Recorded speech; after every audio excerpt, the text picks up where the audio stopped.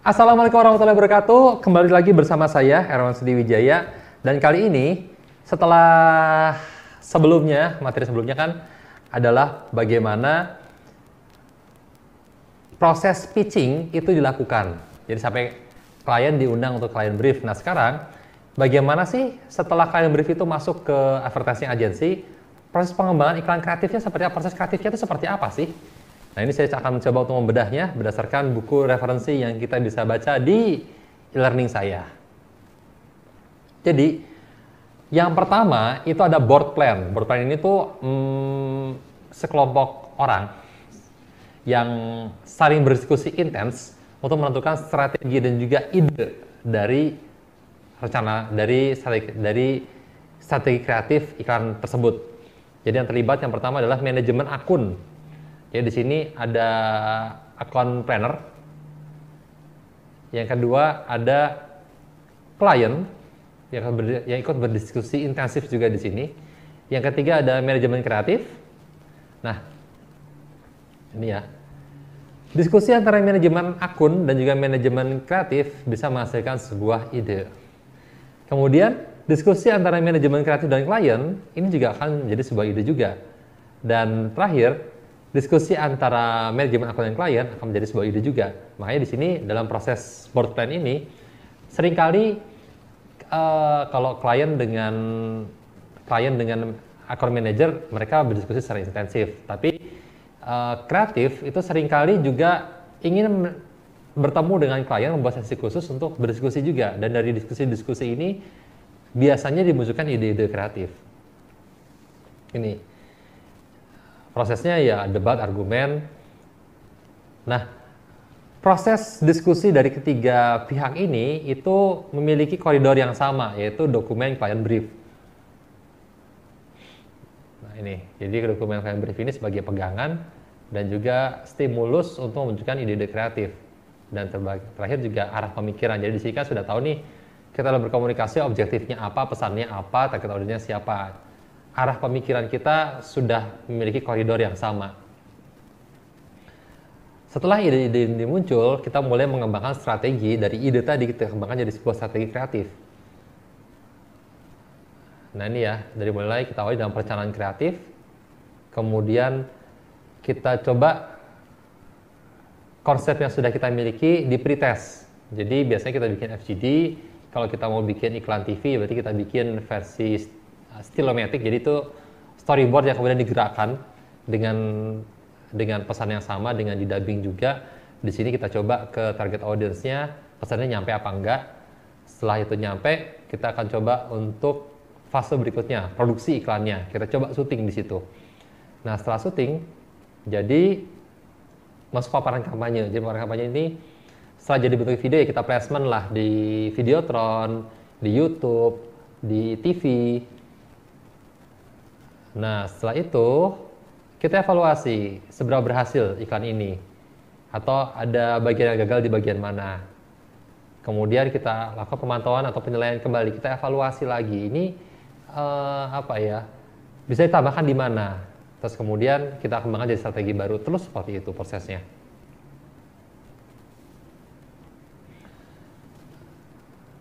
Nah, ini adalah strategi kreatif yang merupakan gabungan antara insight. Jadi yang belum tahu insight itu adalah wawasan. Jadi kalau market insight dari brand, kita harus tahu juga nih wawasan yang menjadi konteks dari pemasaran brand tersebut. Jadi contohnya gini, saat kita akan berjualan Coco Crunch untuk anak-anak,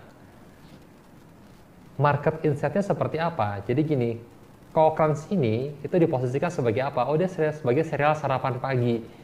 Serial sarapan pagi ini tuh punya kompetitor siapa-siapa saja. Dan cara berjualan mereka seperti apa? Terus kemudian keunggulan-keunggulan kompetitor seperti apa? Keunggulan kita apa saja?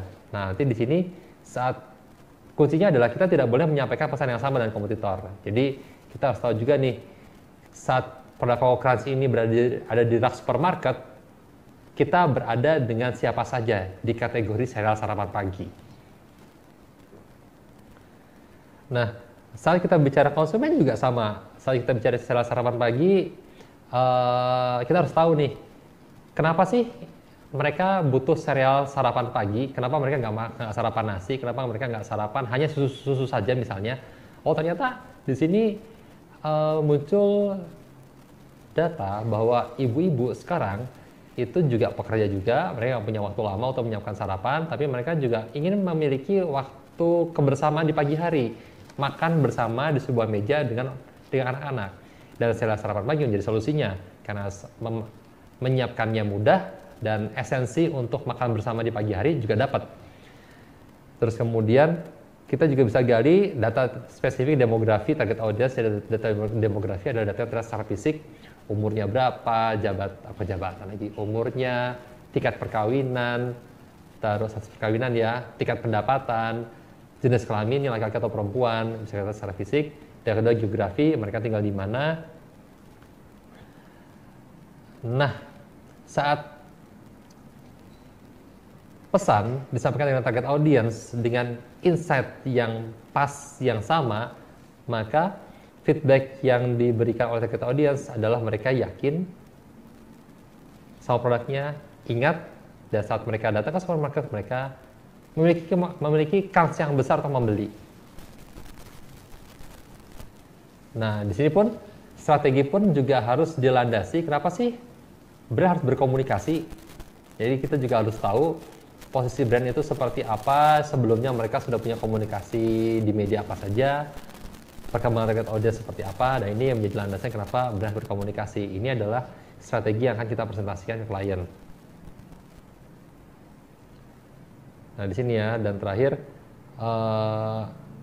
kenapa brand harus berkomunikasi? Ini harus menjawab, ini adalah problemnya dan dijawab dengan solusi yang berupa tujuan iklan atau tujuan pemasaran dari sebuah brand.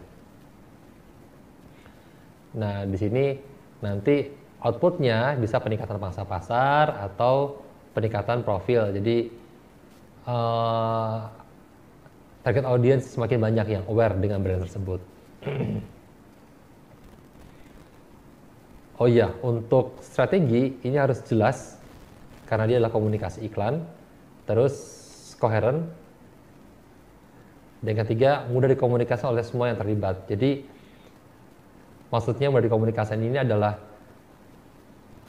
strategi harus bisa dipresentasikan secara sederhana sehingga orang-orang yang terlibat di board plan tadi yang di awal, ada klien, ada manajemen dari akun dan manajemen dari kreatif, bisa mempresentasikan dengan mudah, bisa memahami dengan mudah.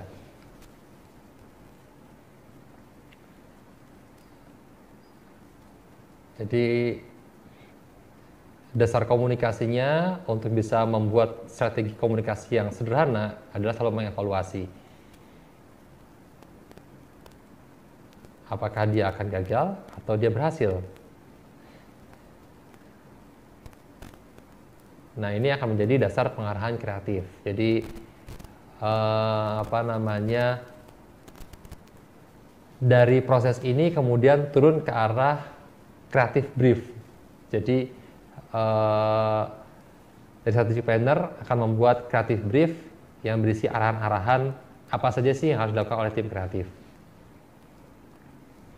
Nah, ini sekarang kita masuk kreatif brief.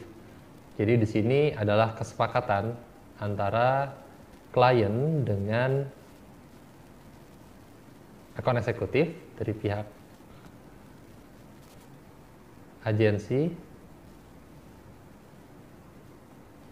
yang berisi pertama reason to believe dari target audience.